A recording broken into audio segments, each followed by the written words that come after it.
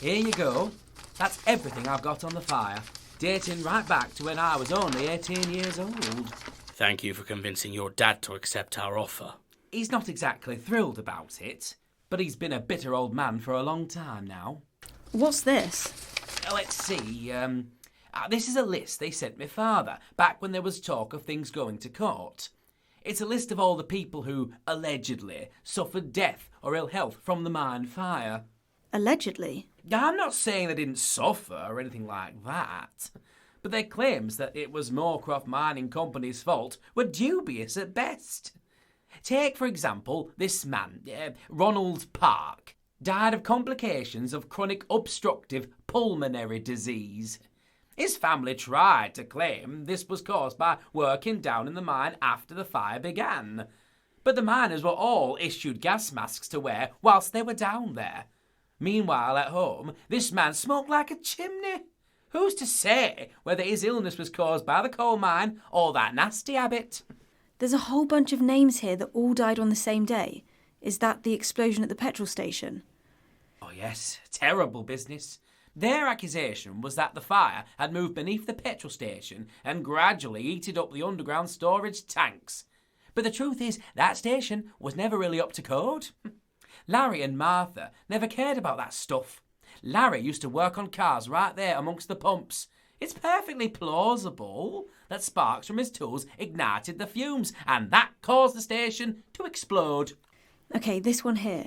This little boy fell down a sinkhole. Surely the company has to admit guilt for that one. Oh, nobody can prove it wasn't natural subsidence. What? There's an explanation for all of them, isn't there, Moorcroft? We had a very thorough team of lawyers. No doubt. There's only one name I want to ask you about. Yes. The first one on the list, this girl Molly Waterman. She died on the day of the fire. I didn't think anybody died in the initial blaze. She didn't! That's a perfect example of how far these people were willing to stretch the truth just to get some money out of my family. Molly Waterman disappeared. She was never found, so nobody knows if she died or not.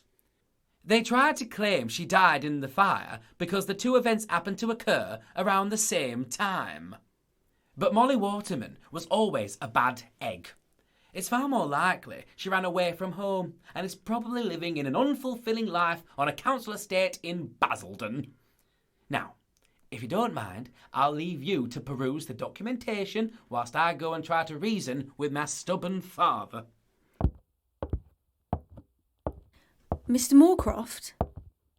Yes? One more question. Why did you come back? Excuse me? If what we've heard from the townspeople is correct, you moved out of Ravensdale several decades ago and haven't been back since. Why return now? Because my father asked me to.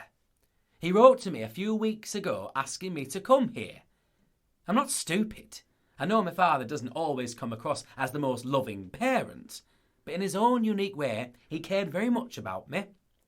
I don't think he has long left, and he wanted to say goodbye. I'm sorry to hear that. Thank you.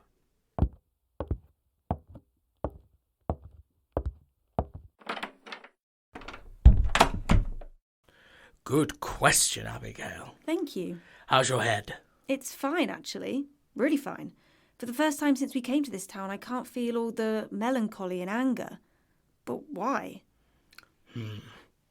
Those symbols we saw all over the walls outside. Perhaps they're warding sigils of some sort. It would explain why they surround the house like that. Can you still not get any signal on your phone? No, nothing.